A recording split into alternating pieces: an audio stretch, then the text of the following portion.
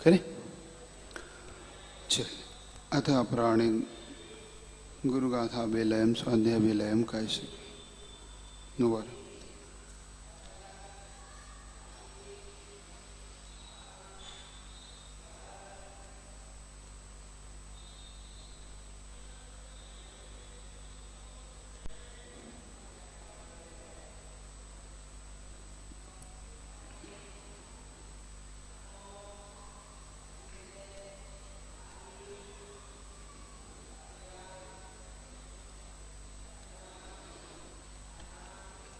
नमो अरिहन्ताणं नमो सिद्धाणं नमो आयर्याणं नमो अध्यायाणं नमो लोये सवसाहुणम्। बोले पंच परमेष्टि भगवान की, जगत पूज गुरु और विद्यासागर जी महाराज की, प्रणम्य सागर महाराज की।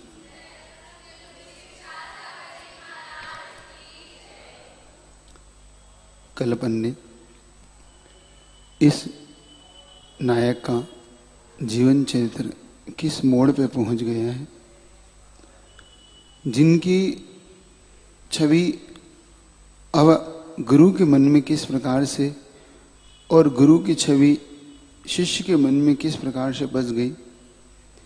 स्वयं जिन्होंने अपने मुख से गुरु के लिए, अपने परम गुरु ज्ञान सागर जी महाराज के लिए जो व्यक्त किया, उन्हीं के शब्दों से जब मुखमाटे लिख रहे थे तो इनके गुरु कितने महान थे, इसका वर्णन स्वयं आचार्य महाराज लिखते हैं।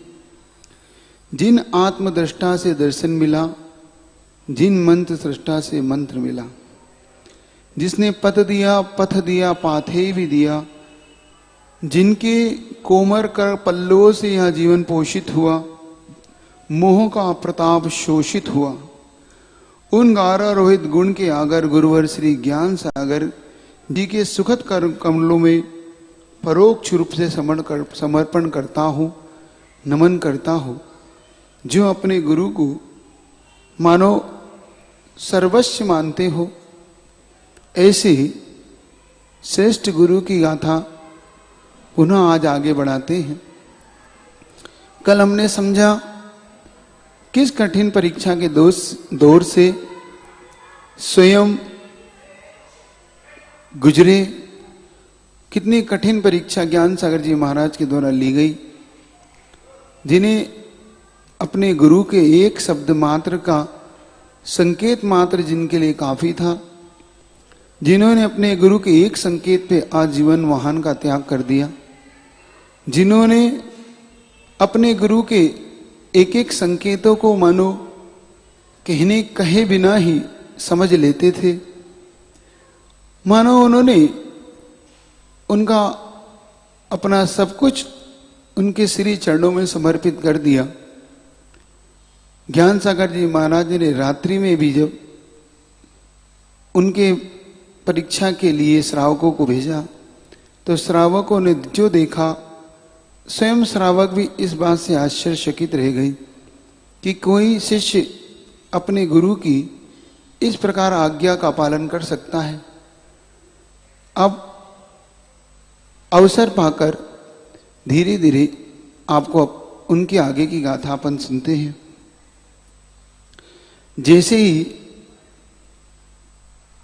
उन्हें पता पड़ा कि वो केसलोच में भी दृढ़ हैं, अब अगली परीक्षा के लिए उन्होंने अपने शिष्य की मन बनाया और शिष्य के सामने उन्होंने अपनी पीछिका को खोलकर रख दी।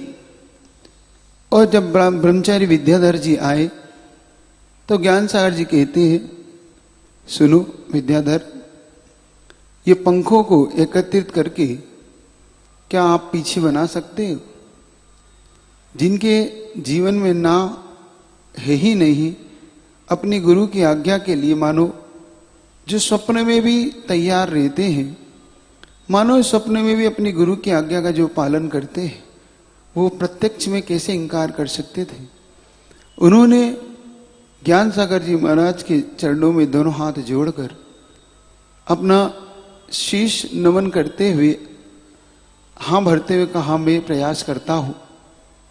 और ज्ञान सागर जी महाराज ने उन्हें उन पिच्छिका के पंख अलग अलग करके देते हुए कि इसे दोबारा बनाओ।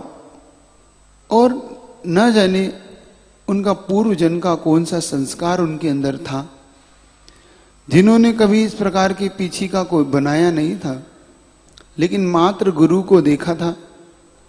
उनके संस्कार, पूर्व का संस्कार कितना प्रबल होगा, इससे स्वयं आपको ज्ञात होगा कि जब ज्ञान सागर जी महाराज ने जो उनको पीछे बनाने के लिए दी गई पंखों को अलग करते हुए सहज रूप से उन्होंने उस पंख को एकत्रित करके इस प्रकार की सुंदर पीछी बनाकर अपने गुरु के हाथ में दी। गुरु स्वयं जब उस पिच्छिका को देखा तो उन्होंने इस बात का अनुमान लगा लिया कि यह इस भव का जीव इस भव में मुनि नहीं बना, ये कई कई भवों से मुनि बनकर आया, इसलिए इसने सहज इस पिच्छिका को एकत्रित करके पुनः मुझे पिच्छिका बना के लौटाई है। और ये लौटाई नहीं है, मुझे मानो ऐसा संकेत दिया है कि गुरुवर इस पिच्छिका को मैं अब आपके हाथ में सौंपता हूं, जब आपकी मर्जी हो तब मुझे भी इस पिच्छिका के योग्य समझकर मुझे भी दिगंबरी दीक्षा आप श्रवण संस्कृति में मुझे प्रदान करें। उनके मन में जो ऐसा भाव उठ रहा है, इस प्रकार से देखकर गुरु शिष्य के मोक्ष मार्ग के चिन्हों को प्रकट करता हुआ गुरु ने देख लिया कि यह शिष्य अब मोक्ष मार्ग के लिए मानो तैयार है। कभी गुरु ने उन्हें कायेश्वर के कर पात्र में आहार भी करवाया। कई बार ऐसा भी हुआ कि ज्ञान सागर जी महाराज ने उन्हें मुनि के रूप में यह आहार कर पाएंगे कि नहीं, इसलिए ब्रह्मचारी अवस्था में उन्हें ऐसे भी संकेत दिए कि आज आप खड़े होकर दोनों हाथों से आहार करना जैसे एक मुनि करता है, ताकि आपको यह अभ्यास हो जाए, यह अभ्यास आपके अंदर प्रबल हो जाए कि किसी प्रकार से आपको मुनि जब बने तो कोई आपके ऊपर आहार करने में दिक्कत ना हो।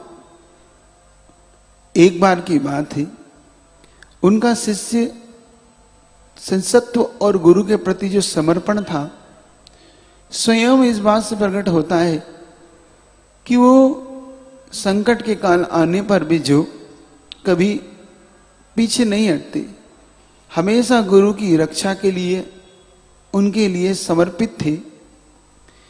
एक बार जब ज्ञान सागर जी महाराज आहारचर्या के लिए निकले थे तो ये स्वयं उनकी आहारचर्या कराने के लिए, चूंकि वो उनकी दवाई औषधि इत्यादि लेके जाना, स्वयं अपने हाथों से बनाना, स्वयं औषधि इत्यादि को देखकर भालकर अच्छी तरह शुद्धता से बनाना, इनका नित्य प्रतिक्रम था। जब विद्याधर ने वह औषधि लेकर ज्ञान सागर जी के आहार कराने के लिए चले तो रास्ते में देखते हैं कि एक उद्दंड बैल का बछड़ा, गाय का बछड़ा जो होता है, वह बछड़ा आज इस प्रकार से खड़ा है रास्ते में कि वहां से निकलने का अवसर वो देना नहीं चाहता हो। अब ज्ञान सागर जी महाराज और विद्याधर सामने खड़े हैं, वह उधर उद्दंड जो बछड़ा है वो देख रहा है। अब इधर यह सोचकर कि इसकी किस प्रकार से रक्षा की जाए गुरुवर की, ताकि ये उस गंतव्य तक आहार के लिए निरंतराय पहुंच सके, तो विद्याधर ने युक्ति लगाई और देखा कि यह बछड़ा ये सहसा ही शायद ऐसे नहीं मानेगा। तो उन्होंने वहां पर घास का जो पुला जिसको बोलते ना, घास का एक गट्ठा उठाकर उस बछड़े के सामने डाल दिया। जब घास का वो गट्ठा हुआ डाल दिया तो वो बछड़ा उसे शांति से खाने लगा, और जब देखा कि ये अभी थोड़ा और संतुष्ट नहीं तो एक और घास का पुला उठाकर उसके सामने डाल दिया। इस प्रकार शिष्य ने अपने विवेक के द्वारा, युक्ति के द्वारा अपने गुरु का वह उपसर्ग दूर किया। तो गुरु ने अपनी मंद मुस्कान से उस शिष्य के इस विवेक की प्रशंसा की थी, और जिसने स्वयं अपने गुरु का उपसर्ग दूर किया हो उस पे जीवन में कभी उपसर्ग आ ही नहीं सकता। इस प्रकार का आशीर्वाद स्वयं ज्ञान सागर जी महाराज के हृदय से उस समय निकल रहा था। इस प्रकार शिष्य हमेशा अपने गुरु के प्रति समर्पित भाव से उनके आहारचर्या, उनकी रक्षा का उपाय जो किया करते थे।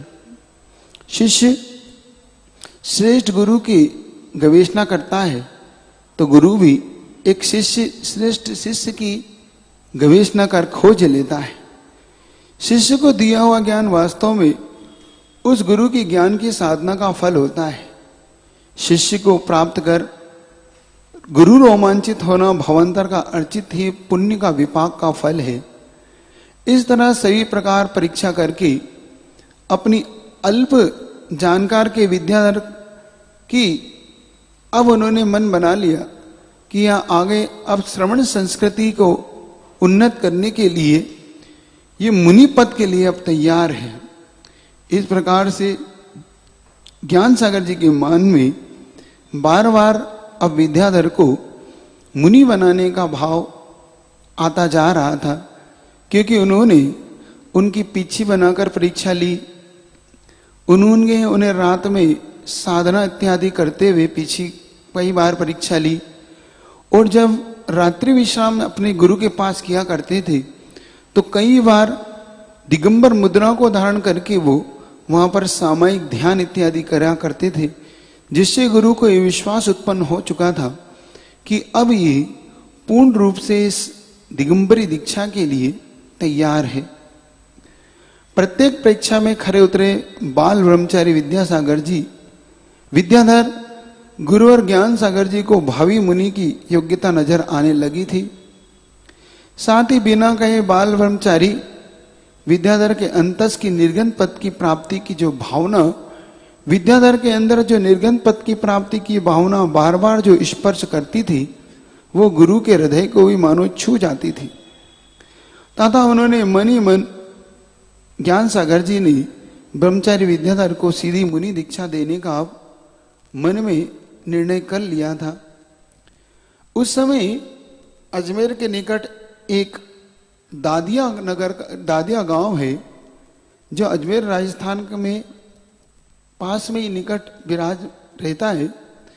उस गांव के जब वहां पर ज्ञान सागर जी महाराज ने इस बात का निर्णय मन में किया कैसे इनकी दीक्षा किस प्रकार से दी जाए, कब दी जाए, तो इन्होंने सुयोग्य तिथि का उस समय चयन करने का मन बनाया। क्योंकि ज्ञान सागर जी महाराज एक अच्छे साधक के तो थे ही, चूंकि वो एक बहुत बड़े विद्वान भी थे और पंडित के रूप में भी रहे, तब उन्होंने कई बार पंचकर्णक इत्यादि का मुहूर्त निकालना, कई बार वेदी प्रतिष्ठा का मुहूर्त निकालना, और उनके पास एक कई ऐसी विद्याएं थी ज्योतिष की और निमित्त शास्त्र के भी अच्छे ज्ञाता थे, लेकिन कभी उन्होंने इन विद्याओं का दुरुपयोग नहीं किया। वो एक अच्छे स्वर विज्ञान के भी जानकार थे, ज्योतिष शास्त्र के जानकार थे, निमित्तों के अच्छे जानकार थे, सगुण शास्त्र के मानो उन्हें बहुत अच्छी जानकारी थी। इस प्रकार कई ऐसी विद्याएं भी उनके पास थी, लेकिन कभी भी इसका दुरुपयोग नहीं किया। जिस स्थान पर आप आज यहाँ सरदना में इस घटना, इस गौरव गाथा को आप सुन रहे, आप सबको जानकारी प्रसन्नता होगी कि यहाँ से जो मोदी नगर एक गांव है आपका मेरठ के पास, वहाँ पर पूज्य ज्ञान सागर जी महाराज ने स्वयं पंडित भूरामल शास्त्री के रूप में आचार्य नेमी सागर जी, जो मिर्ची वालों के नाम से प्रसिद्ध थे, उनके सानिध्य में भगवान शांतिनाथ की पैदी प्रतिष्ठा नहीं, पंचकलाक वहां पर करवाया था। जब हम लोग उस समय अभी गुजरे, जब मेरठ से हस्तिनापुर जा रहे थे, तो हम लोग इसी मोदी नगर होते हुए जब वहां पहुंचे थे, तब वहां के बुजुर्गों ने बताया कि यहाँ पर पंडित भूरामल जी द्वारा वेदी प्रतिष्ठा न कराकर यहाँ पर पंचकलाक के रूप में एक महान शांतिनाथ भगवान की प्रतिष्ठा पूज्य नेमी सागर जी महाराज के सानिध्य में कराई। तब उनके इस ज्ञान की प्रशंसा की जा सकती है कि आज भी वह मंदिर भव्य है।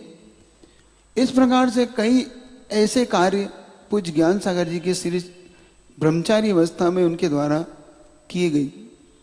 उसी का सुफल था कि जब वह मुनि बने तो वह विद्याएं आज उनके मानव श्रेष्ठ कार्य के लिए ही उत्पन्न हुई थी। उसका श्रेष्ठ कार्य अभी विद्या का शेष था, उसी का निमित्त बनाकर उन्होंने अब विद्याधर को मुनि दीक्षा देने के लिए मानो एक ऐसा उत्तम सुयोग्य मुहूर्त निकालने का मन बनाया, जिसमें ये जाके आगे बहुत उन्नत बन सके। यह शिष्य आगे जाके इस जिन शासन की महिमा को प्रकट कर सके, यह उनके भाव थे। चूंकि स्वयं एक ज्योतिष शास्त्र के ज्ञाता होने के नाते उन्होंने पंडित पास में एक छुल्लक जी थे, उनसे उस मुहूर्त को स्वयं शोधन करते हुए उन्होंने 30 जून 1968 का वह दिन स्वयं अपने शिष्य को मुनि दीक्षा के लिए तय किया था। स्वयं अब इसकी घोषणा किस प्रकार से की जाए, इसका वो चिंतन कर रहे थे। उन्होंने देखा कि एक दिन मदनगंज, किशनगढ़, अजमेर, नसीराबाद के अनेक स्थानों से बहुत सारे श्रेष्ठी वर्ग, श्रावक वर्ग, दर्शनार्थी लोग आए। तो ज्ञान सागर जी महाराज ने अपनी सीधी सरल भाषा में उन सबके सामने इस बात को रखने का भाव बनाया और उन्होंने कहा, मेरा मन विद्याधर को सीधे मुनि दीक्षा देने की बात रखी। जैसे ही सब श्रेष्ठियों ने इस बात को सुना तो सभी लोग अवाक से रह गए कि जिनकी उम्र अभी मुश्किल से 21 से 22 साल के बीच की है, वो इतने कठिन कार्य को कैसे कर पाएंगे। और क्यों ना ज्ञान सागर जी महाराज इनको मुनि दीक्षा ना देकर अभी क्षुल्लक एलक कोई ऐसा पद दे जिससे आगे जाके स्वयं इस बात को कि मुनि बनेंगे तो अपने आप ही इस श्रेष्ठ कार्य को और उत्तम तरीके से कर पाएंगे। तभी वहां पर जो सावक श्रेष्ठी दादिया गांव के ही जो निवासी थे, जिनका नाम हरकचंद जी शास्त्री के नाम से प्रसिद्ध था, उन्होंने पूज्य गुरुवार ज्ञान सागर जी महाराज के श्री चरणों में विनम्रता पूर्वक पूछा, आप विचार कर रहे हैं या आपने निर्णय कर लिया है? गुरुवर, क्या आपका ये विचार है कि आपका निर्णय है? ज्ञान सागर जी महाराज कहते हैं, विचार अब निर्णय में परिवर्तित हो गया है। मैंने विद्याधर की जैसी साधना, दृढ़ता, साहस, त्याग, श्रद्धा, ज्ञान की ललक, समर्पण और विनय, भक्ति, आत्मकल्याण की भावना और आगम के प्रति जो निष्ठा, आचरण का दृष्टिकोण जो देखा है, उससे मैं पूर्ण रूप से इनसे संतुष्ट हूं। मैंने इनकी खूब परीक्षा भी ली है, जो इतनी कठिन परीक्षा में मानो 16 बानी के सोने की तरह निखर कर सामने आए। हर परीक्षा में इन्होंने 100% अंक पाए हैं। अब मैं चाहता हूं यह सोना खरा तो खरा ही रहेगा।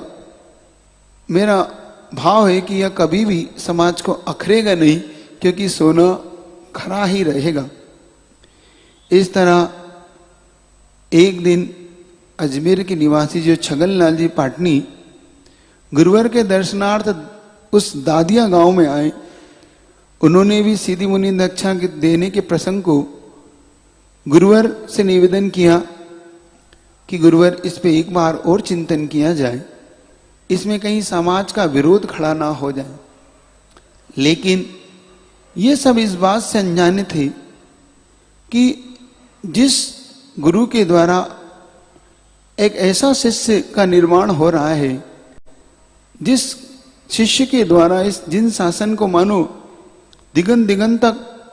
दिगंतरों तक जिसकी ख्याति और कई शताब्दियों तक जिसको पूजा जाएगा, जिसको सिर्फ श्रावक ही नहीं, साधु ही नहीं, मानो देवताओं भी अपने उनके चरणों में आके नतमस्तक होंगे, ये बात मानो ज्ञान सागर जी महाराज के अंदर हृदय में ही जिसका रहस्य उद्घाटित था।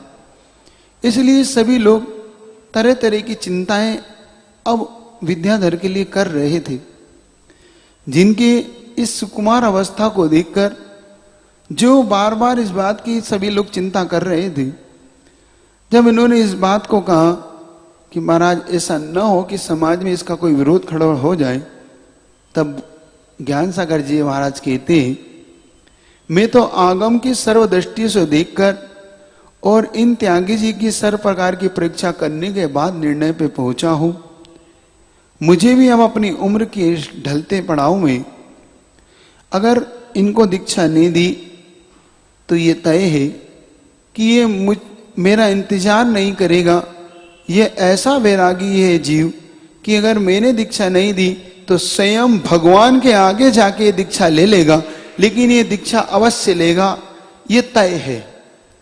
जो इस प्रकार के दृष्टिकोण उन्होंने गुरुवर का सुना, तब उन्होंने बार बार मुनि महाराज के ज्ञान सागर जी महाराज के चरणों में नमोस्ते निवेदित करते हुए अपने आप ही समस्त प्रश्नों का मानो उन्हें उत्तर मिल गया हो, और छगनलाल जी पाटनी पुनः अजमेर के लिए लौट गई।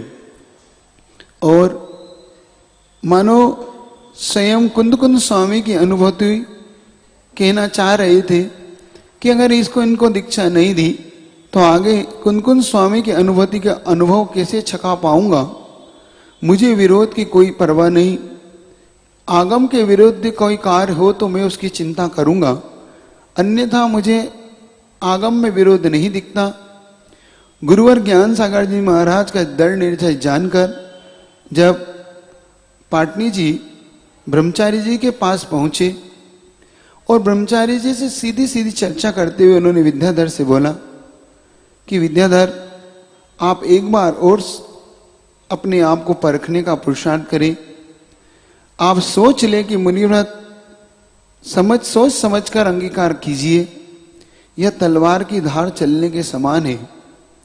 आपके गुरु वृद्ध हैं और आगे जाके हो सकता है आपको इसका अकेला ही निर्वाह करना पड़े।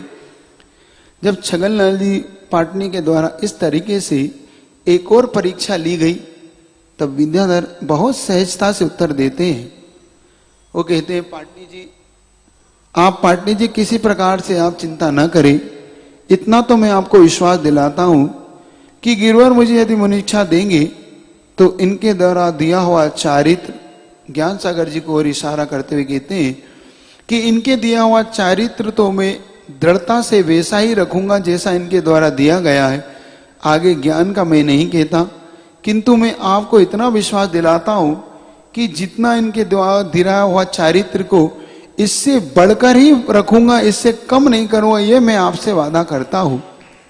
इस तरह जब गुरुवर ज्ञान सागर जी महाराज ने अपने शिष्य की योग्यता का निर्धारण कर सीधी मुनि दीक्षा का जो निर्णय किया था, वह अब धीरे धीरे आग की तरह सब दूर फैलने लगी है बात कि एक ऐसा युवक जो अभी अपनी उस उम्र की दहलीज पे है, जो युवा है, मुश्किल सी जिसकी उम्र 21 से 22 साल के भीतर है, और चूंकि उस समय यह प्रचलन था कि कोई भी मुनि उस समय 50-60 साल की उम्र में बना करते थे, कोई युवा मुनि उस समय दिखाई नहीं देते थे।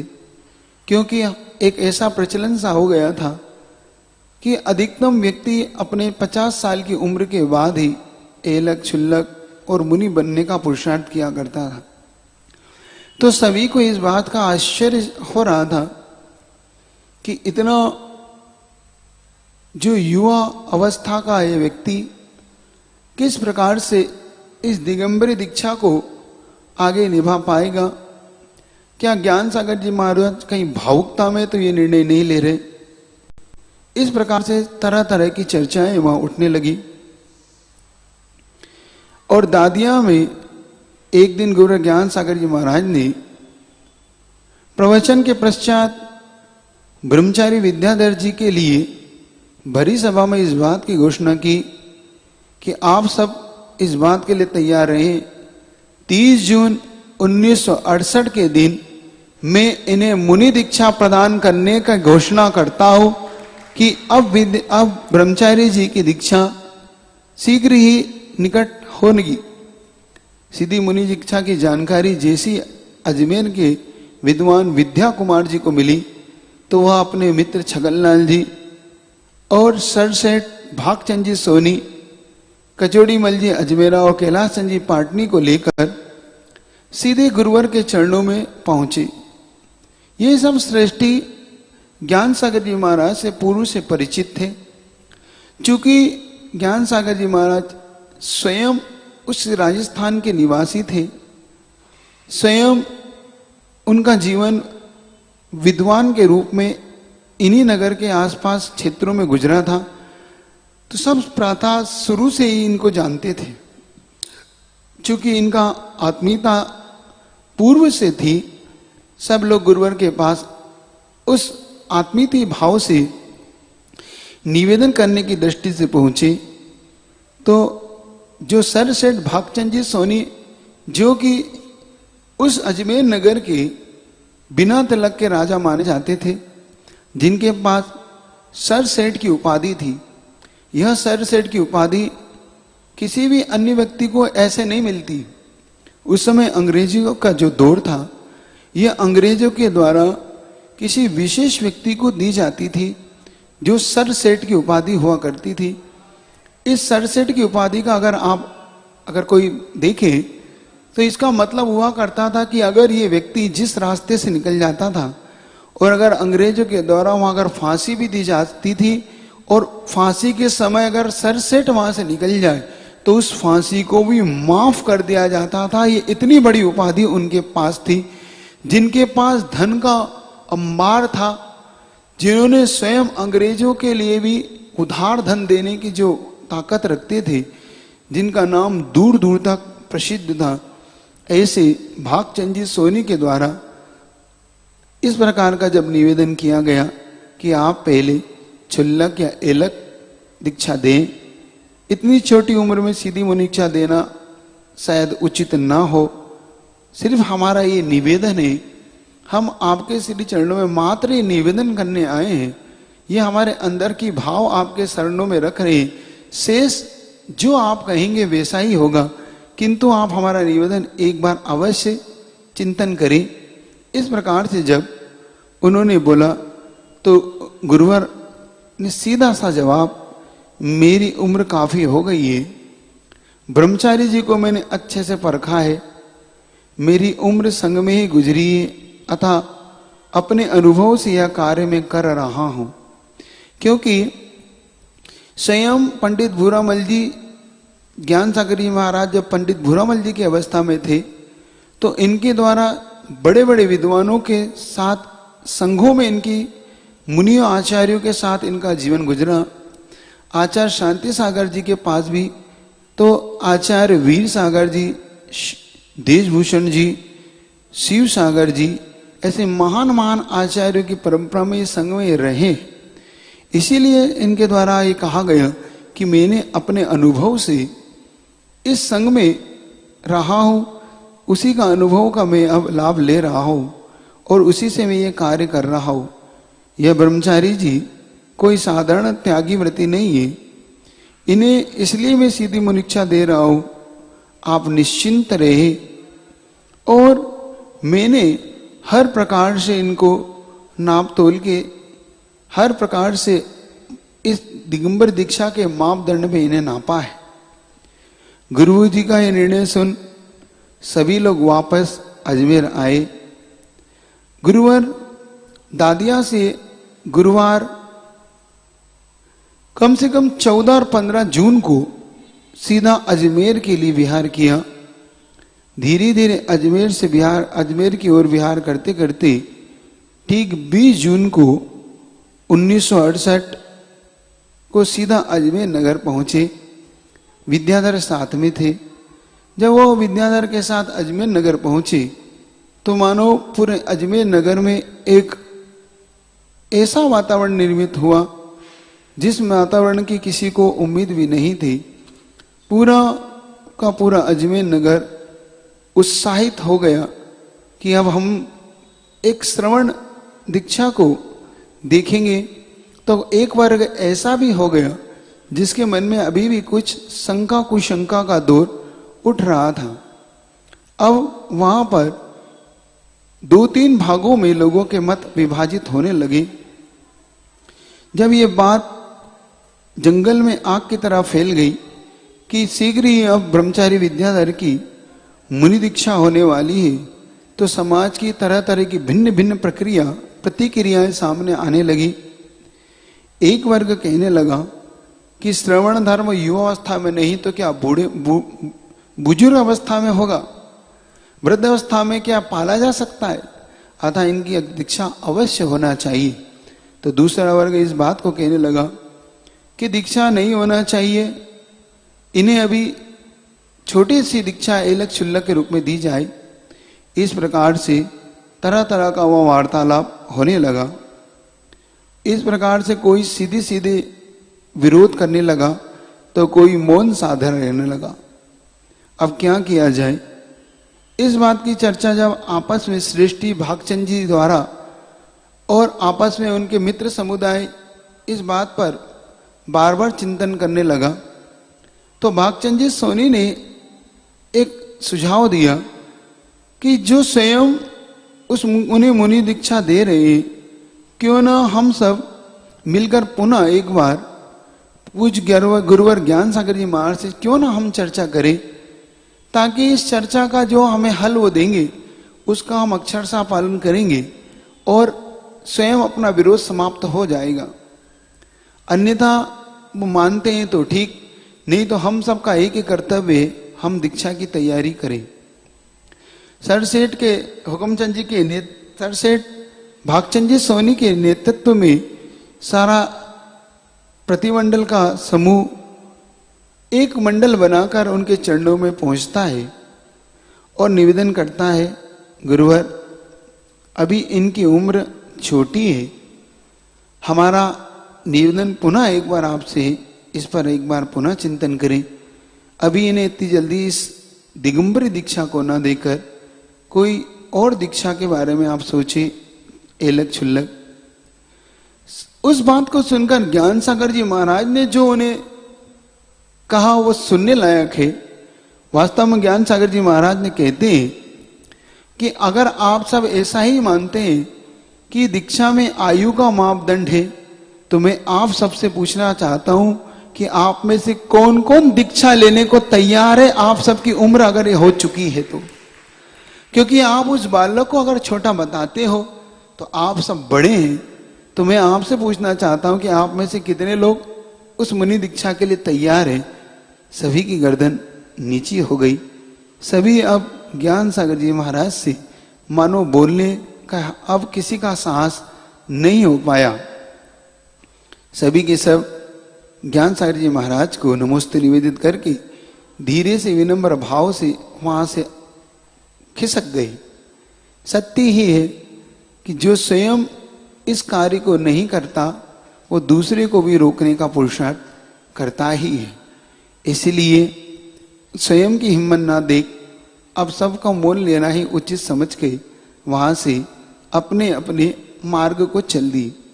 गुरुवर ने समाज को आगे संबोधित करता हुआ कहा, यदि कल कुछ होता है तो समाज को कलंकित होने से पूर्व गुरु को कलंकित होंगे। हमने उन्हें परख लिया है, और मैं आप सबको ये एक बात विश्वास दिलाता हूं कि यह जो आप देख रहे हैं ये एक सामान्य त्यागी व्रती नहीं है। मेरी बात को आप बहुत अच्छे से धारण करनी। एक प्रवचन के माध्यम से स्वयं ज्ञान सागर जी महाराज ने जिस चीज की घोषणा की थी ये आप सबके लिए सुनने लायक है। और वह मानो उनकी मां जिनवाणी जिनके कंठ में विराजमान थी, क्योंकि ज्ञान सागर जी महाराज के बारे में एक बात प्रचलित थी कि उनकी जिह्वा के नीचे एक तिल था और ज्ञान सागर जी महाराज की जिह्वा के नीचे का तिल बताता था निमित्त ज्ञान के अनुसार कि ये अपने आप में जिस बात को कहेंगे वह बात मानो सरस्वती के मुख से कही हुई बात होगी। इतना उनके मुख से निकली अक्षर सा बात सत्य होती थी। तो स्वयं ज्ञान सागर जी महाराज ने उनकी दीक्षा से पूरी घोषणा की थी, मैं इस लड़के के इस बात को देख रहा हूं जिस त्यागी जिस ब्रह्मचारी जी के लिए आप सब इस प्रकार से विरोध करने का भाव कर रहे हैं अथवा आप शंका कुशंका से घिरे, पूरी समाज इस बात को सुने कि मैं आपसे विश्वास दिलाता हूं कि ये दीक्षा के 10 साल के भीतर एक नया इतिहास रचेगा और पूरी देश को एक नई दिशा देगा।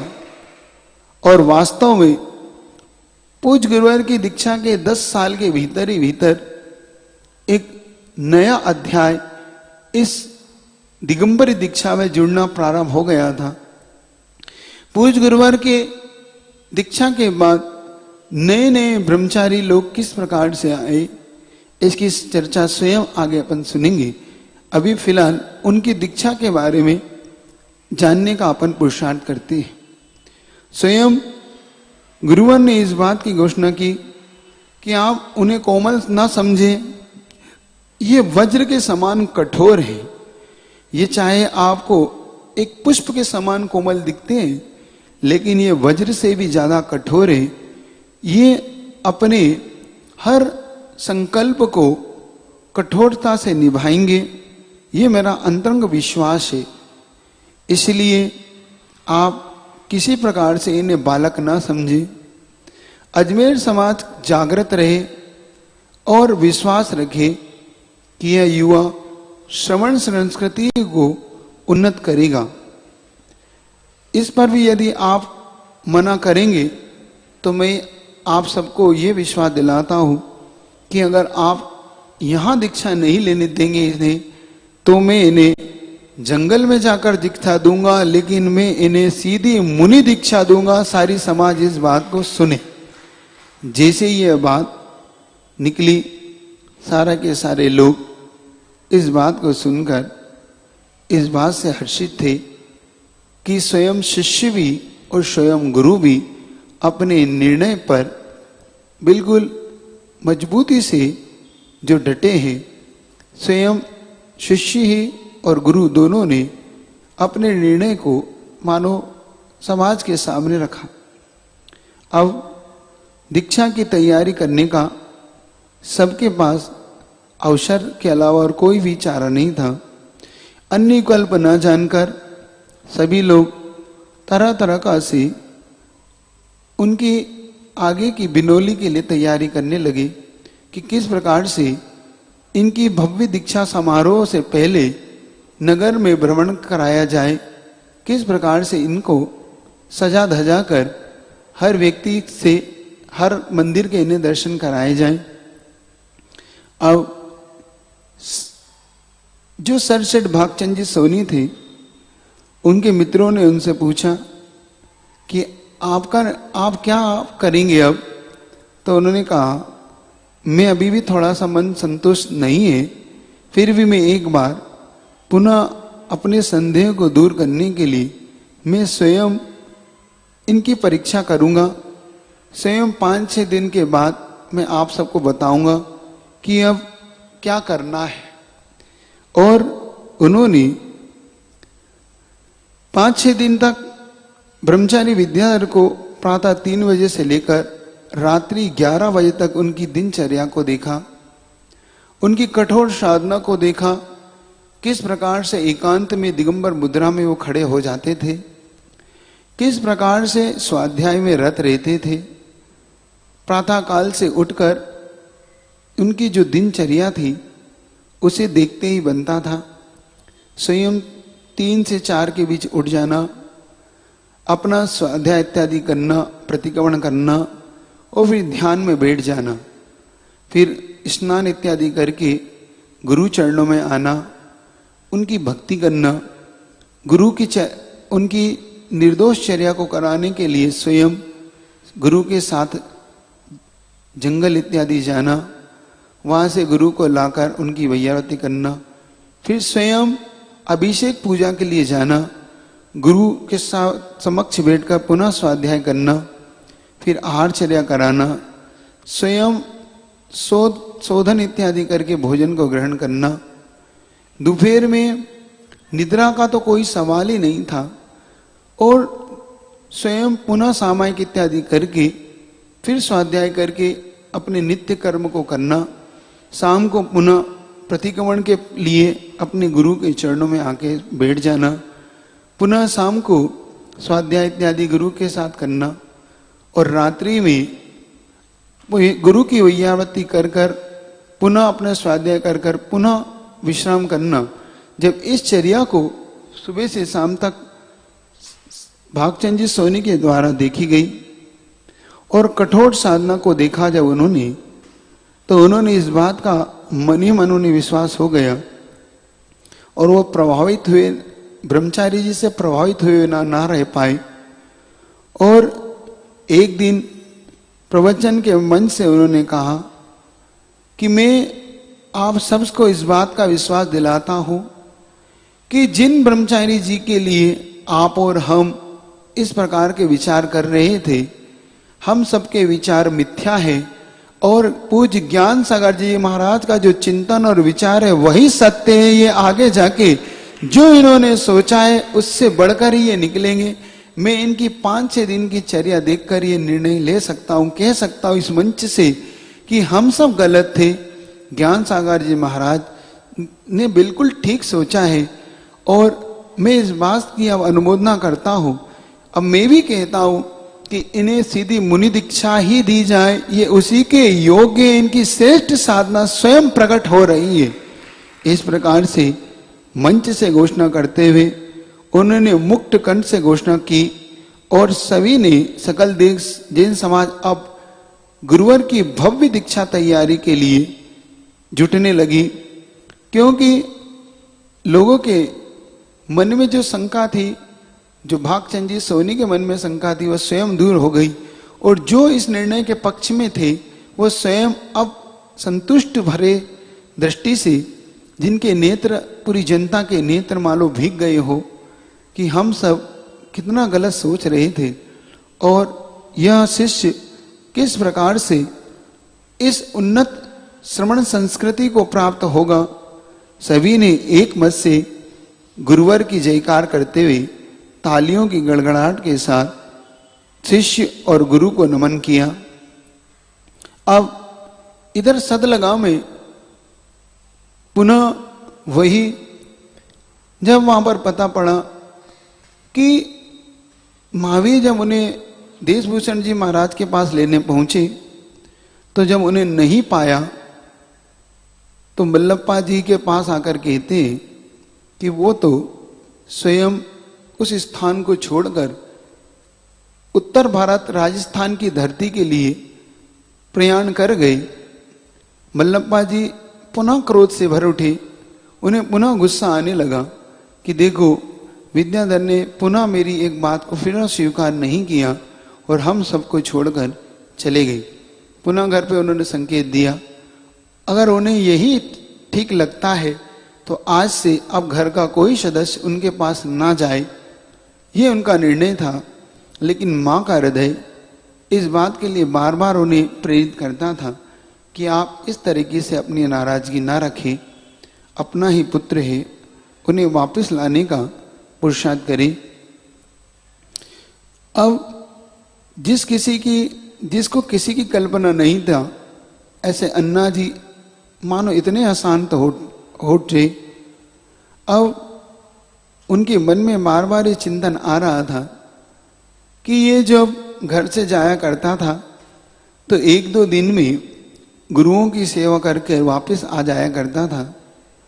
मैंने इसे शायद उस समय नहीं रोका, अगर रोक लिया होता तो शायद ये आज इस प्रकार से नहीं जाता।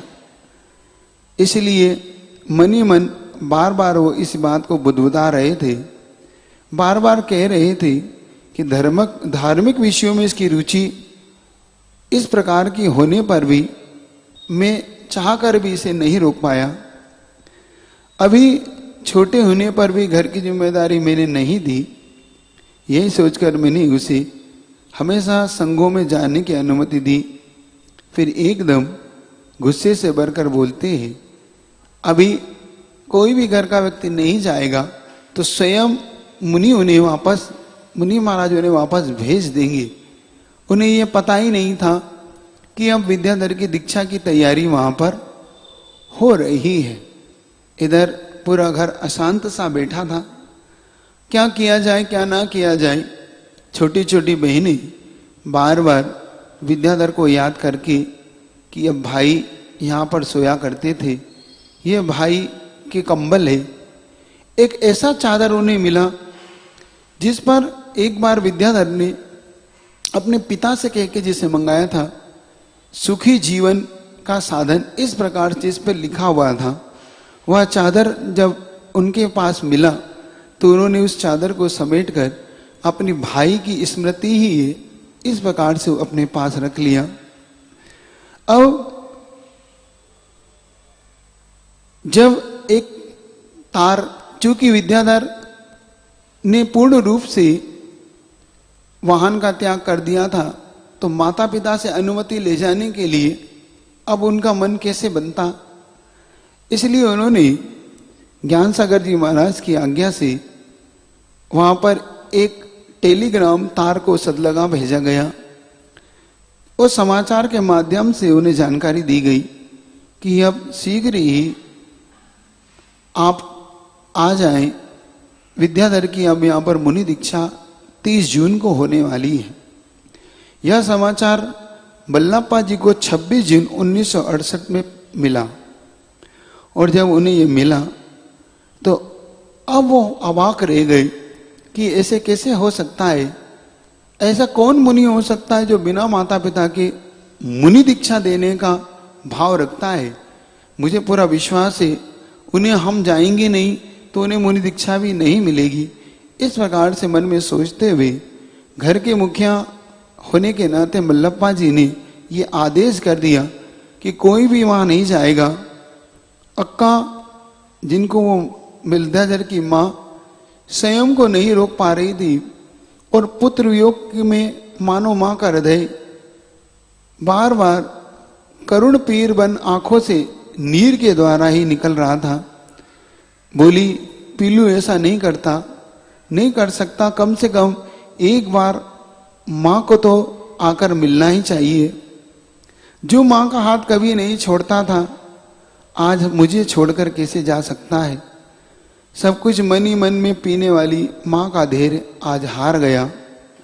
माँ आगे बोली, मैं आपसे कहते कहते थक गई कि एक बार जाकर पीलू को ले आओ, बहुत दिन होते जा रहे हैं, एक बार बुला लाओ।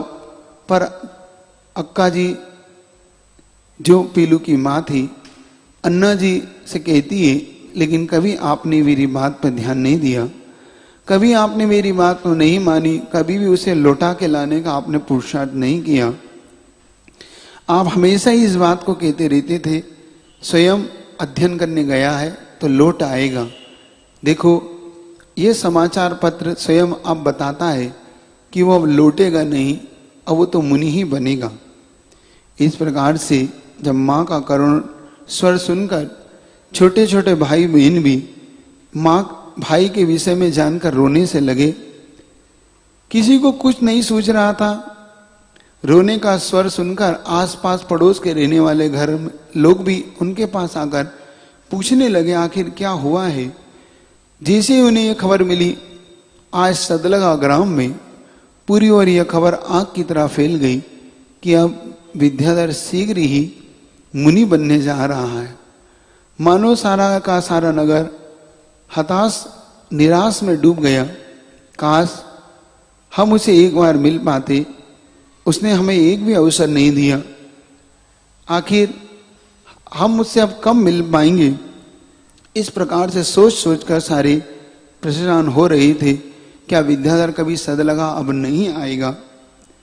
पर एक अन्ना जी थे जिन्हें यह समाचार मिथ्या लग रहा था, जिन्हें अन्ना जी को, जो मल्लप्पा जी इस बात को सोच सोच के चिंतन कर रहे थे कि यह समाचार सत्य नहीं हो सकता, क्योंकि माता पिता के बिना अनुमति के उन्हें दीक्षा नहीं दी जा सकती। इसलिए उन्हें अंदर ही अंदर इस बात का विश्वास था कि वो कभी भी मुनि नहीं बन पाएगा जब तक हम उन्हें आज्ञा नहीं देंगे। तुम निश्चिंत रहो, वह शीघ्र ही लौट आएगा। लेकिन मन ही मन उनका मन अंदर से सोच रहा था, काश मैं पहले जाकर उसे बांध कर क्यों नहीं लेके आया। आखिर मैंने श्रीमंती की बात पहले मान ली होती तो आज वो अपने पास ही होता। फिर भी मैं उन्हें स्वीकृति दूंगा नहीं, ताकि वो कभी भी इस प्रकार से दीक्षा नहीं ले पाए, और मैं किसी को भी नहीं भेजूंगा। उन्होंने अपने घर में हर प्रकार से मानो इस प्रकार का आंदोलन उन्होंने छेड़ दिया कि अब कोई भी विद्याधर के पास नहीं जाएगा, ताकि उन्हें अनुमति नहीं मिलेगी और वो दीक्षा नहीं ले पाएंगे। लेकिन उन्हें भी नहीं पता था कि उनके जिनका पुत्र स्वयं इस प्रकार कठोर चर्या को कर सकता है, उनका गुरु भी कितना कठोर हृदय का हो सकता है। अब अन्ना जी अपने निर्णय पर अडिग थे। उन्होंने किसी को भी अजमेर जाने की अनुमति नहीं दी। इधर महावीर को इस बात का बार बार विश्वास था, क्योंकि बार बार विद्याधर के पत्र महावीर के पास कभी कभी आ जाया करते थे, जिससे महावीर ने यह तय कर लिया था कि यह बात मिथ्या नहीं हो सकती, यह बात तय है। और उन्होंने मारुति के पास जाकर इस बात की चर्चा की कि मुझे लगता है यह बात सच है, मैं क्या करूं, मुझे समझ में नहीं आ रहा। पर अन्ना जी मानेंगे नहीं, वो मुझे जाने नहीं देंगे, क्योंकि वो इस समय कुछ भी सुनने और समझने की स्थिति में नहीं है। मैं क्या करूं। मारुति ने जब इस बात को सुना तो मारुति का हृदय भी अब मानो पिघल सा गया। उन्होंने महावीर से कहा, महावीर आपको अवश्य जाना चाहिए। मैं विद्याधर को बहुत अच्छे से जानता हूं कि वो अगर इस निर्णय पर अडिग है तो वो उसके वैराग्य को कोई नहीं रोक सकता, वो शीघ्र ही मुनि बनेगा। इसलिए आपको बिना किसी संकोच के अजमेर जाना चाहिए। अजमेर जाने का निर्णय महावीर ने जैसे ही लिया, तो कैसे जाए। तो महावीर के पास उस समय एक वो चलता था रेडियो महावीर के पास था। महावीर ने बिना अन्ना जी के बताए उस रेडियो को बेचकर कुछ पैसे एकत्रित करके अपने पास से एकत्रित कर सीधा अजमेर जाने का मन बनाया, और बिना किसी को बताए स्वयं अजमेर के लिए निकल पड़े। और 27 जून 1968 को अपने छोटे भाई, इनके एक चचेरे भाई थे मल्ल जैन, जिनको वो मल्लू के नाम से जाना करते थे, वो मल्ल जैन के साथ जो उनके चाचा के लड़के थे उसे साथ लेकर वो अजमेर के लिए निकल पड़े। अन्ना जी अक्का जी सभी भाई बहन का हाल बेहाल था। ना तो किसी को भोजन बनाने की सुध थी, ना खाने की। मानो 1-1.5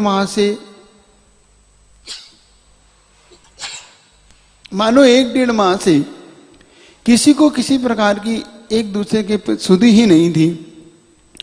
जो कुछ थोड़ा बहुत बन जाया करता था उसी को भोजन करके रह जाया करते थे।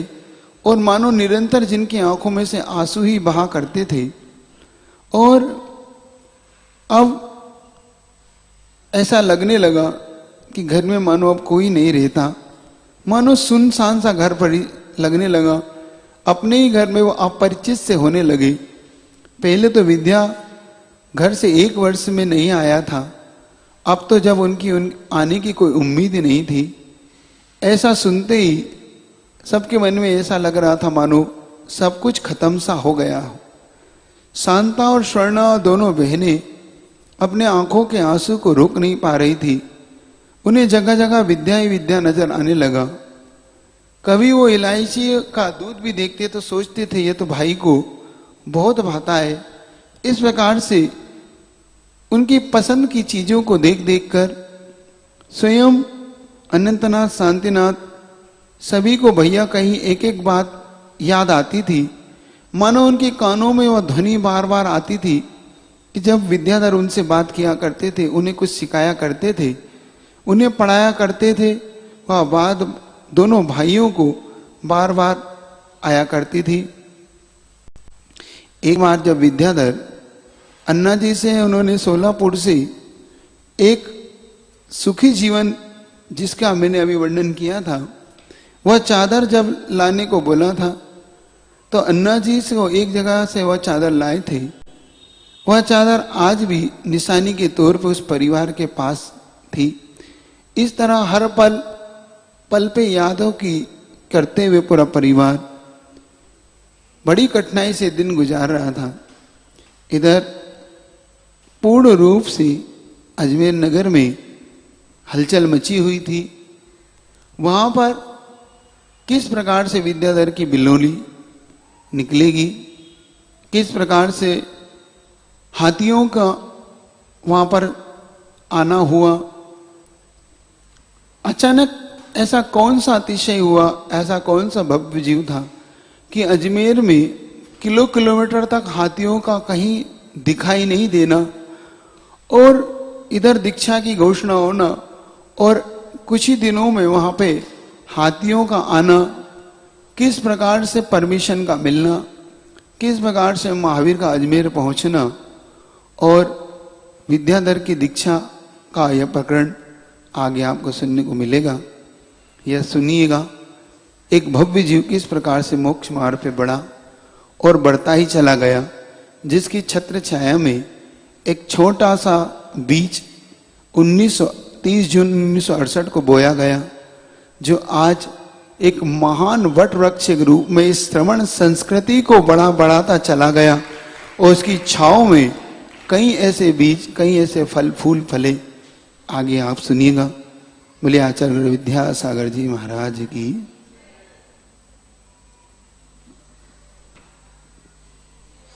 हेलो, बोलिए परम पूज्य विशाल सागर जी महाराज जी की। महाराज जी विनीत जैन शांति मोहल्ला से चरणों में बारंबार नमोस्तु। महाराज श्री कल का प्रश्न, जैन साधु वरदान क्यों नहीं देते? अगर जो देते हैं तो क्या ये ठीक है? साधु न वरदान न अभिशाप, दोनों से ऊपर उठा हुआ ही है, क्योंकि साधु के लिए कोई राग द्वेष का कोई कारण ही नहीं है। मित्र और शत्रु में जिसकी एक समभाव है, जिसका कंचन और पाषाण में एक भाव है, उसे वरदान और अभिशाप की आवश्यकता ही नहीं। ध्यान रखो, साधु के दर्शन मात्र से भक्त का कार्य हो जाता है। साधु को उसके लिए अलग से कुछ नहीं करना पड़ता। भक्त अपना, एक बात बताओ, एक ही मूर्ति एक के लिए अतिशयकारी हो जाती है और एक के लिए वो सामान्य हो जाती है, हो जाती कि तो इसमें भक्त का भेदभाव है कि भगवान का भेदभाव है? भक्त की भक्ति का भेदभाव है। भगवान तो पहले भी थे, आगे भी हैं और आगे भी रहेंगे, लेकिन भक्त जैसी भक्ति करता है वैसा उसे भगवान में नजर आने लगता है। जिन्हें देखी जैसी मूरत ताके नजर आए वैसी सूरत। जिनने भगवान को जैसे देखा उनको वैसे ही भगवान नजर आने लग जाते हैं। ऐसे ही गुरु के बारे में भी है। गुरु ना किसी को अभिशाप ना वरदान देते, स्वयं गुरु के चरणों से वह भक्त वरदान पा जाता है, ये अलग बात है। इसलिए मेरा तो ऐसा मानना है कि इसमें सारा अतिशय भक्त की भक्ति का है। भगवान और गुरु कभी किसी के लिए पक्षपात नहीं करते, ये आपकी भक्ति ही आपके लिए पक्षपात करती है। तो बनिस्बत गुरु पर कुछ कहने से ज्यादा भक्त को अपनी भक्ति बढ़ाने का पुरुषार्थ करना चाहिए। एक रविशरण आचार्य हुए पद्म पुराण में, उन्होंने लिखा, पुण्यवान जीवों के साथ गुरुओं का भी पक्षपात देखा जाता है। क्या?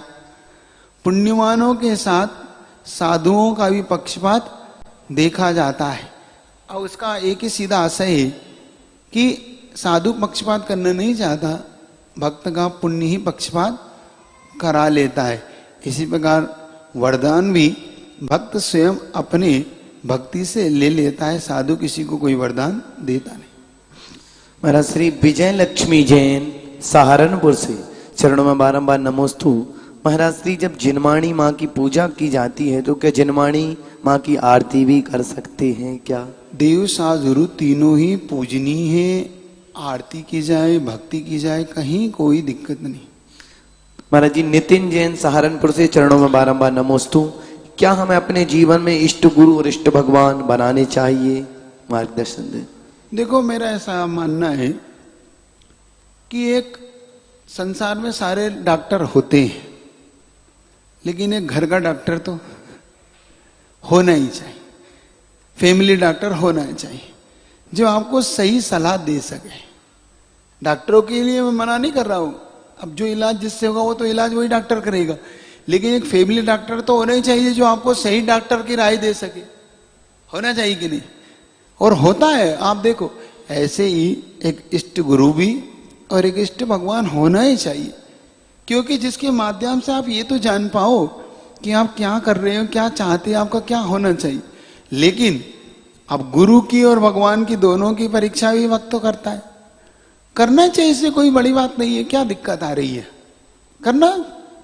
जब संबंधव्रत आचार्य स्वयं कह रहे हैं कि बिना परीक्षा के भगवान मत बनाओ, स्वयं कहते हो, तो आप तुम परीक्षा नाम का ग्रंथ लिख दिया।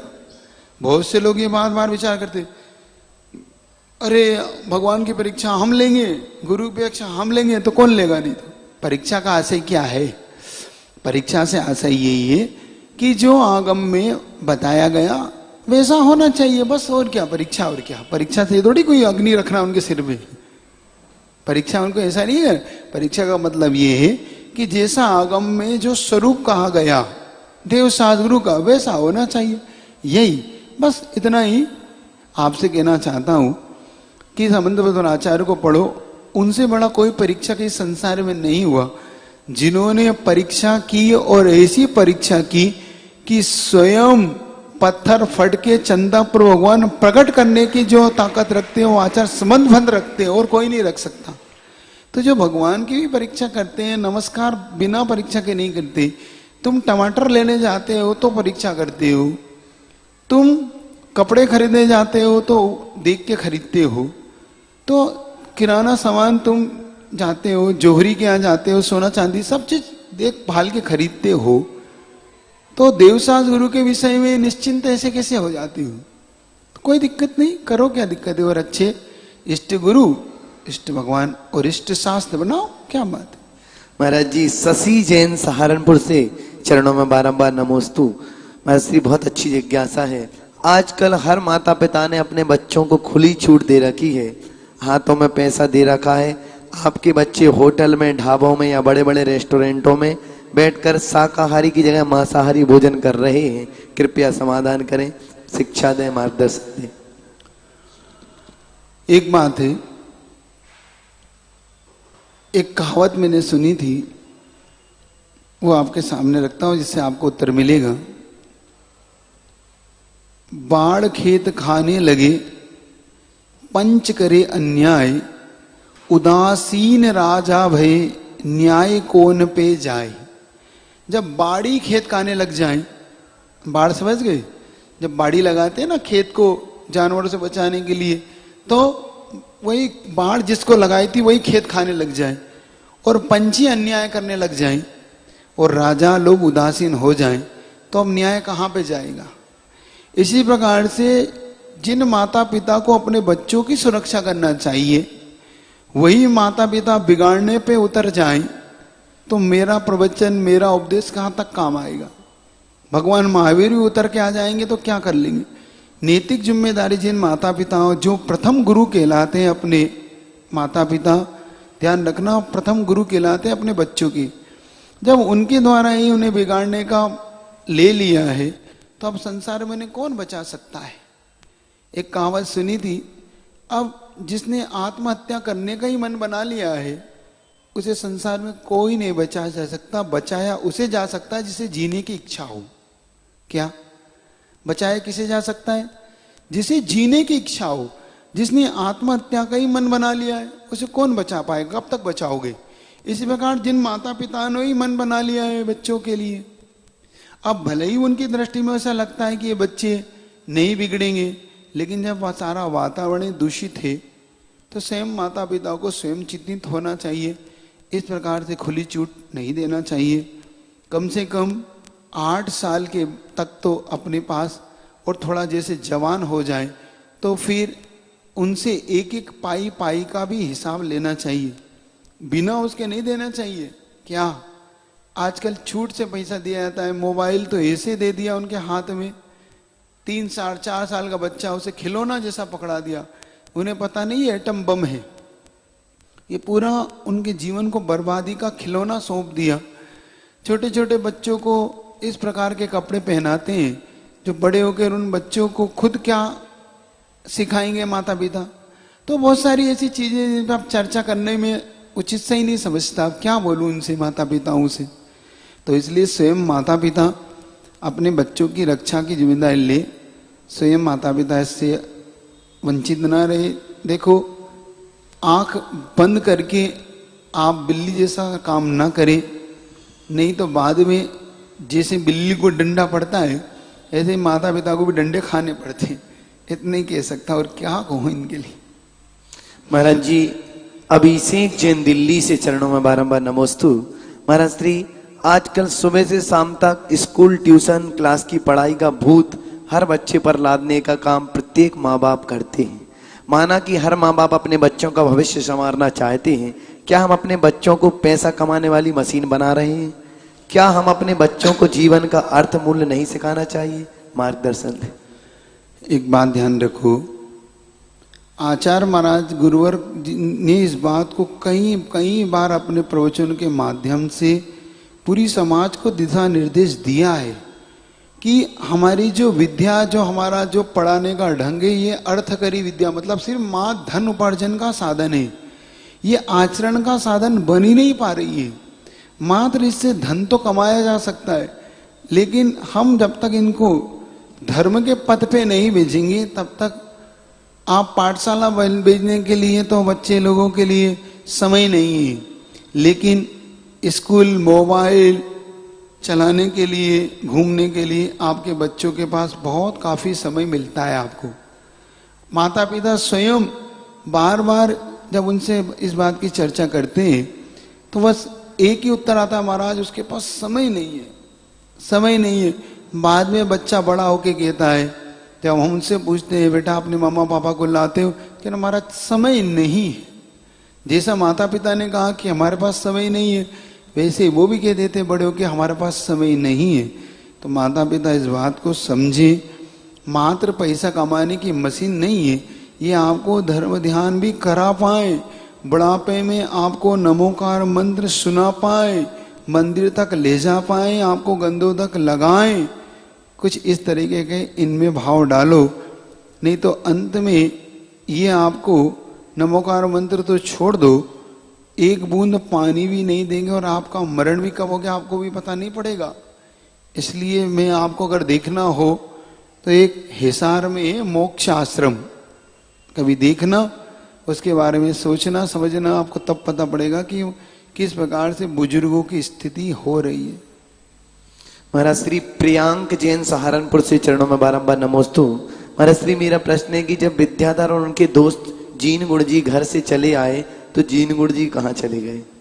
जिन घोड़ा कहाँ चले गए? उनका अध्याय देशभूषण जी तक ही रहा। जब दोनों ही देशभूषण जी महाराज के पास पहुंचे तो दोनों साथ में पहुंचे थे। उसके बाद का आगे का उनका इतिहास प्रकट नहीं हो पाया। हो सकता है उन्हीं दीक्षा ली हो सकता है देशभूषण जी के संग में रहे हो, घर आ गए हो। अभी इतिहास उनका मिला नहीं, अगर मिलेगा तो वक्त पे उसकी भी चर्चा करूंगा। महाराज श्री मधुर जैन शांति मोहल्ला दिल्ली से चरणों में बारंबार नमोस्तु। भक्त अपने गुरु के दर्शन और उनका आशीर्वाद पाने के लिए कैसे अपनी विशुद्धि बढ़ाएं? मैं भी बढ़ा रहा हूं अपने गुरु के आशीर्वाद पाने और उनके दर्शन के लिए। विशुद्धि तो मैं भी बढ़ा रहा हूं। अब मेरी जैसे जैसे बढ़ेगी मैं आपको बताऊंगा कि गुरु के दर्शन करने के लिए क्या करना है। देखो, आचार्य महाराज का ये निर्णय जो उन्होंने दिया था कि क्षेत्र की दूरी दूरी नहीं होती, दिल की दूरी दूरी होती है। जो पास में रह के भी गुरु से दूर है वो दूर है, दूर रह के दूर नहीं है। दिल से दूर नहीं है तो समझो गुरु की सबसे निकट है, क्योंकि गुरु की आज्ञा में वो है, वह सबसे ज्यादा शिष्य और भक्त निकट है। और जो गुरु की आज्ञा में नहीं है वो निकट होकर भी बहुत दूर है। इसलिए आप क्षेत्र की दूरी को दूरी मत मानो, आप दिल की दूरी को दूरी माना करो। इसलिए आप क्यों सोचते हो कि दूर हो? अगर आपकी भक्ति है तो आप निकट ही हो। महाराज जी मधु जैन कृष्णा नगर दिल्ली से चरणों में बारंबार नमोस्तु। महाराज श्री की जिज्ञासा है, जितने भी संसार में गुण होते हैं वो भगवान के पास विद्यमान है। हम ये भी कहते हैं कि जितने भी गुण भगवान की आत्मा में विद्यमान है उतने ही गुण मेरी आत्मा भी हैं। तो समाधान करें। ये एक दृष्टिकोण है हमारे पास कि जब हम सामने वाले को हमारा पूज्य बनाते हैं तो पूज्य के प्रति उनके गुणों का जो वर्णन किया जाता है ये भक्ति की एक भक्ति होती है। लेकिन पूज्य मात्र गुणों से भरे हुए नहीं है, तो एक गुण का होता है दर्पण के समान होते हुए, कि जिस प्रकार दर्पण अपने में झांकने वाले को अपना आभास कराता है, वैसे ही भगवान भी अपने भक्त को स्वयं होने का आभास कराता है कि जैसे मुझ में गुण है ऐसे तुझ में भी गुण है। तो स्वयं इस बात का अपने आप ही प्रकट हो जाता है कि भगवान के निकट क्यों जाते हैं हम। भगवान के निकट जाने का अभिप्राय हमारा होता है कि जो तुम में है वो मुझ में भी आए। आने का मतलब कहीं बाहर से नहीं आना, जो अंतरंग में है वही बाहर प्रकट हो। तो प्रकट करने के लिए सीधा सा है सिद्धांत है, याद रखो। जो बुझा दीपक होता है हमेशा जले दीपक के निकट जाना होता है उसे। अगर जिसको अपना दीपक जलाना हो तो हमेशा जले हुए दीपक के चरणों में पहुंचो। और जलता हुआ दीपक आप देखा होगा वो ऐसे नहीं जलता। जब बुझा हुआ दीपक उसके चरणों में अपने नतमस्तक सिर झुका देता है उसके चरणों में जले दीपक के, तो वह जला दीपक भी उस बुझे दीपक को भी प्रकाशमान कर देता है। ये सबसे बड़ी खासियत है। ऐसे ही भगवान भी, और विशेषकर जैन दर्शन में भक्त भक्त नहीं रहता, भगवान की शरण में जाके स्वयं भगवान बन जाता है। ये जैन दर्शन की सबसे बड़ी खासियत है। इसलिए भगवान के जो अनंत गुण हैं वही गुण हम में भी विद्यमान है। बस इसी को पाने और समझने के लिए भक्त भगवान के चरणों में जाता है। नमोस्तु महाराज जी। चलिए, आपका समय हो गया। फोल्डर है, कोई बात नहीं, जो है उसी को ले दो। बिन तेरे गुरुवर मेरा हर गीत अधूरा लगता है। बिन तेरे गुरुवर मेरा हर गीत अधूरा, बिन तेरे जीवन का हर संगीत अधूरा लगता है। बिन तेरे जीवन का हर संगीत। संयम पथ पर चलने का संयम पथ पर चलने का संकल्प अधूरा लगता है। बिन तेरे गुरुवर मेरा हर गीत, बिन तेरे जीवन का हर संगीत अधूर। तू ही दाता, तू ही ज्ञाता, तू ही एक सहारा है। तू ही दाता ज्ञाता, तू ही एक। इस धरती को पावन करने प्रभु ने तुम्हें उतारा है। इस धरती को पावन करने प्रभु ने तुम्हें उतारा। बिन चंदा बिन तारों के, बिन चंदा बिन तारों के आकाश अधूरा लगता है। बिन तेरे गुरुवर मेरा हर गीत अधूरा। बिन तेरे जीवन का हर संगीत। तेरे पावन दर्श से में का मन का हर एक कोना है। तेरे पावन दर्श से में का मन का हर एक। मेरे गुरुवर इस दुनिया में बिना खोट का सोना है। मेरे गुरुवर इस दुनिया में बिना खोट का। बिन फूले बिन कलियों के, बिन फूलों बिन कलियों के हर बाग अधूरा लगता है। बिन तेरे गुरुवर मेरा हर गीत अधूरा लग। बिन तेरे जीवन का हर संगीत अधूरा लगता है। बिन तेरे गुरुवर मेरा हर गीत अधूरा लगता। ओम ह्रीं श्रीं क्लीं ऐं